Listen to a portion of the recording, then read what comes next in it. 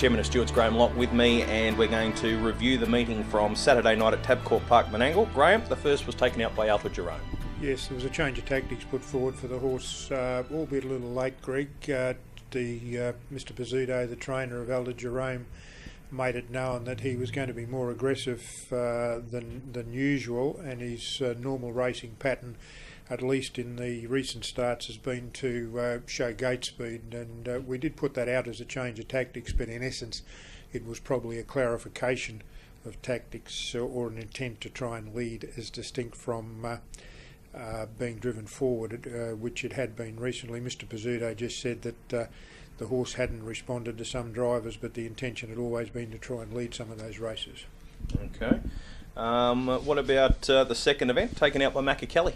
Yeah, here again a change of tactics. Macca-Kelly to go forward. The horse was very well supported, and currently we're just reviewing some betting on the meeting, including that particular race.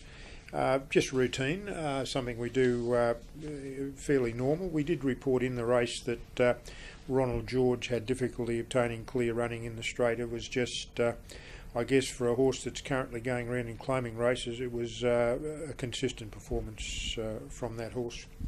Race number 3, taken out by the former Queenslander, Better Draw. Yes, look, this horse ran right up to its form recently when successful. I think it beat Yo-Yo's Hotspot back a couple of at its most recent start. On this occasion, it was successful in beating Almost Our Eagle, which we hadn't seen much of, a Victorian horse. That horse, I thought, ran an excellent race, coming from as far back in the field as he had. I did address the matter to Nathan Jack as to how the horse should be driven, and he said that as far as he was concerned, Our Eagle performs at its best when driven in that manner. So unfortunately at Menangle it's going to be conceding a start 500 or 600 metres from home if that's the case. Now, what about Frith? You mentioned last week that she didn't have much luck, and she got the luck this week and found the top and was too strong. Yeah, dominated. Greg has probably returned to the form of old when trained by Bruce Hartley, and it was no surprise, I guess, after 3 starts with Belinda McCarthy's stable that they would find the key to the horse or be able to resurrect its form, and it was probably no surprise to patrons to see the horse dominate on Saturday night. Not a lot out of the race? No, not really, no. What about Montefieth? Took out the first of the Group 1s for John McCarthy. Yes, well, Montefieth is probably better known, at least to my eyes, a 2300 metre horse that can come with unleash a devastating sprint late in the race. And I guess the circumstances of the race fell into his hands with Better Bet Black and Mac Beauty having some pace on. I thought those drivers sorted it out to themselves to their best advantage, and but nevertheless Montefieth was seen to its best, and I thought the the Western Australian horse, My Hard Copy, appeared to me to be off the bit for a long way in the race, but never shirked its task getting to the line. What about the Coca-Cola Sprint? This was taken out by Bowtide. Yeah, well, I think Bowtide doesn't need any more accolades. Greg is the best horse we've got in New South Wales at the moment, and that's how he raced. I probably should just say, Greg, that the Codina Sprint and the Coca-Cola Sprint and the Chariots of Fire horses were all detained in retention barns from I think it was 10:30 on the Friday, and they were there under security for that period until released to come to the races.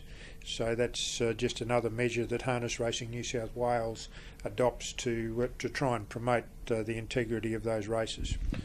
What about Have Faith in Me's performance in the Chariots of Fire? 148.8. Yeah, well, it gave you sort of memories, I guess, Greg, of his older sisters, 147.7, and it was spine-tingling stuff to watch, and it probably set up a great race in a fortnight's time for the Miracle Mile.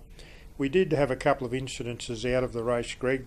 Firstly, Arms of an Angel people would be concerned about. Lauren Pinella did say to us that normally the horse uses a pony at the start. She Unfortunately, when she arrived at the start, there wasn't a pony available. The horse became a little agitated. She didn't place a great deal of stress on it, but said that that had the effect of where early in the score-up she'd thrown a head around, and in hindsight, the horse got a spoon of one of the spoons of the bit caught underneath the noseband, and she was unaware of that.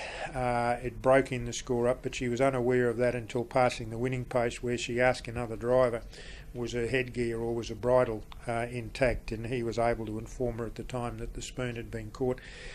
She reported as steward she had very little, if any, control of Arms of an Angel during the race, which would probably explain why she was out in the middle of the track.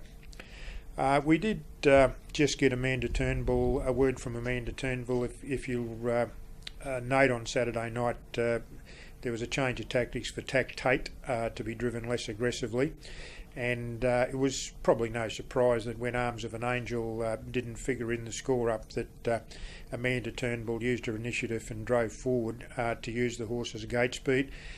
And that's just simply the circumstances of the race. She considered that she couldn't have otherwise crossed Arms of an Angel without that horse. She adopted different tactics, so the stewards have no issue with that.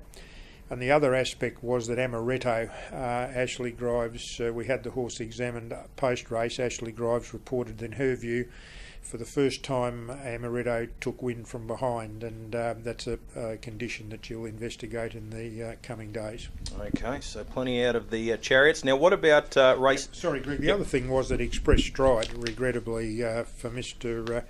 Rosati, did suffer a bleeding attack, been stood down for 3 months. Okay, so that's bad news for Connections. Race 8, Mouse in their House for Stephen Amanda Turnbull. Yeah, another change of tactics here. The horse would be driving more aggressively, and that's how it turned out. And he probably dictated the race and won accordingly.